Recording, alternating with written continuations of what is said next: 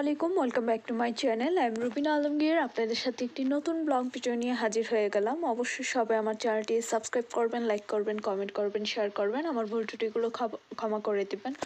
So টুকটাক বাজার বেঁচে থাকতে হলে করতেই হবে, খেতেই হবে। সো ফার্স্টেই হচ্ছে মুড়িটা এমনিতেও ঘরে রাখা হয়, খাওয়া হয়। লাচ্ছি সেমাই মানে লাচ্ছা সেমাই, এটা বিকেলে নাস্তার জন্য তৈরি করা যায় বা মেহমান আসলে দেওয়া যায়। কিশমিশটা এমনিতেই ঘরে রাখা হয় সব সময় খাওয়ার জন্য। আমি হাতে অল্প অল্প করে নিয়ে খাই, ভাল লাগে।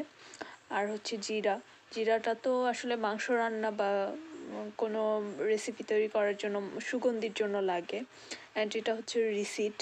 শুকনো বাজারগুলো এক জায়গা থেকেই করা হয়েছে, একটা শপ থেকে। 1830 টাকা মেবি হয়েছে। অ্যান্ড চা পাতির সাথে এই কৌটোটা হচ্ছে ফ্রি দিয়েছে। কৌটোটা খুবই সুইট, দেখতে কিন্তু দারুণ রকমের ভালো লাগছে। অ্যান্ড আমি ডেটল অ্যালোভেরা সাবান ইউজ করি, কিন্তু এটা ডেটল অ্যালোভেরা না, ডেটল সাবান বাট অন্য ফ্লেভারের। অ্যান্ড সরষের তেলটা লাগে। সরষের তেলটা হচ্ছে ঘরে আচার বা এটা সেটা করার জন্য লাগে। সো সরিষার তেলটা নেওয়া হয়েছে। অ্যান্ড চিনি, যেহেতু ঘরে রং চা করা হয় সেক্ষেত্রে চিনিটা লাগবে, এবং লাচ্ছা সেমাইয়ের জন্য চিনিটা লাগবে।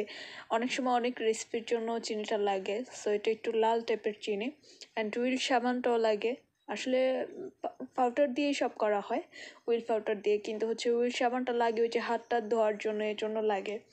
তো পাউডারের পাশাপাশি হুইল সাবানটা তো রাখতেই হয়। হলুদ, মরিচের গুঁড়া, এগুলো তো রাখবেই রান্নার জন্য, নিত্যদিন প্রতিদিন মানে রান্নার জন্য। আদা, মাংস রান্না করতে বা পোলাও রান্না করতে যে কোনো মশলাযুক্ত রেসিপির সাথে আদাটা যায়।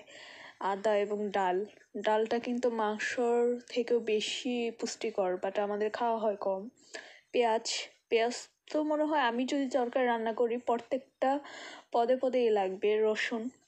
রসুন নেওয়া হয়েছে, রসুনটাও তরকারিতে লাগেই। তেল ছাড়া আমি রান্নাই করতে পারবো না। অ্যান্ড হচ্ছে আমি তেলটা বেশি ব্যবহার করে ফেলি, যেহেতু আমার রান্না করা কম হয়। বাট তেলটা তো রান্না করার জন্য লাগবে। এবং বরবটি আসলে নুডলস দেওয়ার জন্য, নুডলস দিয়ে রান্না করতে খেতে ভীষণ ভালো লাগে। এটাই। আর দুন্দুলেরটা আমার খুব পছন্দ। দুন্দুলের তরকারিটা খেতে ভালোই লাগে, খুব টেস্টি লাগে আমার কাছে দুন্দুলের তরকারি খেতে। অ্যান্ড আছে হচ্ছে কাঁচামরিচ পলি ব্যাগের ভিতর। পলি ব্যাগ থেকে আমি আর বের করে দেখাচ্ছি না, বোঝাই যাচ্ছে কাঁচামরিচ আছে। অ্যান্ড সিমটা আসলে সরিষা আলু দিয়ে রান্না করলে ভীষণ খেতে মজা লাগে। টমেটো যদি সাথে দেওয়া হয়, ফুলকপি আছে, ফুলকপিটাও ভালো লাগে। টমেটো আমার পছন্দের সবজির মধ্যেই। চিংড়ি মাছটা আমার ভীষণ পছন্দ। বড় বড় চিংড়ি, মাঝারি চিংড়ি বা ছোট ইসা মাছ যেটাকে বলে, এগুলো ঘরে আনা হয়ই। অ্যান্ড ছোট ছোট 2টা ইলিশ মাছ, যেহেতু অনেক বড় ইলিশ মাছ বা মাঝারি টাইপের ইলিশ মাছ হচ্ছে আকার চুম্মি দাম। সো মানে আরেকটা মুরগি আছে, এই মুরগিটা আমার ভাল লাগে না। লাল মুরগিটা আমার খেতে ভাল লাগে, এটা মধ্যে বেশি মাংস, আমার খেতে জানি কেমন লাগে। তো এই হচ্ছে অবস্থা। টুকটাক করে শুকনো বাজারগুলো এক জায়গা থেকে নেওয়া হলো। বাকি যে কাঁচা তরকারি অল্প এবং কি গোস্ত আর হচ্ছে মাছ, এগুলো হচ্ছে বাইরে থেকে নেওয়া হয়েছে। অ্যান্ড রিসিপ্টটা আমি একটু দেখানোর চেষ্টা করছি, বাট হচ্ছে দেখানো যাচ্ছে না, বাতাস এবং কি রিসিপ্টের সব অতটা স্পষ্ট নয়। তারপর হচ্ছে আমি দেখানোর চেষ্টা করছি। 1830 টাকা, মানে শুকনো প্যাকেট জাতীয় যে বাজারগুলা, ওগুলা সব থেকেই নেওয়া। অ্যান্ড এরপরে বাসার নিচ থেকে হচ্ছে শশাটা তো লাগবেই, খাওয়া হয়। তো শশা আর শুকনো মরিচটা লাগে, কারণ ঘরে অনেক সময় ভর্তা করা হয় এই জন্য। কিন্তু এই শুকনো মরিচগুলা একটুও জাল ছিল না। যেহেতু আমি ব্লগটা অনেক পরে শেয়ার করছি, এই বাজারগুলো অনেকদিন আগের করা, তো ব্লগটা শেয়ার করতে আমার লেট হয়ে গেছে। অ্যান্ড হচ্ছে শুকনো মরিচগুলো একদমই জাল না, কোনো জাল নেই।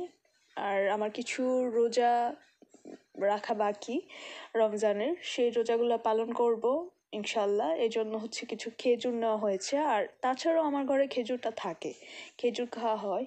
নিত্যদিনের ওষুধটাও হয়ে গেছে, ভাতের মতো ওষুধ হয়ে গেছে। মার প্রচুর ওষুধ লাগে, এটা না সেটা, সেটা না সেটা লেগেই থাকে। তো তা হচ্ছে ওষুধ আছে কিছু, অ্যান্ড আমার প্রতিবেশী এবং কি হচ্ছে আমাদের চাচাতো নানি, ওনাদের গাছের হচ্ছে বোম্বাই মরিচ। বোম্বাই মরিচের গন্ধটা আমার ভীষণ পছন্দ। অ্যান্ড হচ্ছে ঘিয়ের রেসিপি করা হয়, মাঝে মাঝে চাইনিজ করি, সো এই জন্য ঘি আনা হয়েছে। থ্যাংক ইউ সো মাচ আমার ব্লগটি দেখার জন্য। আল্লাহ হাফিজ।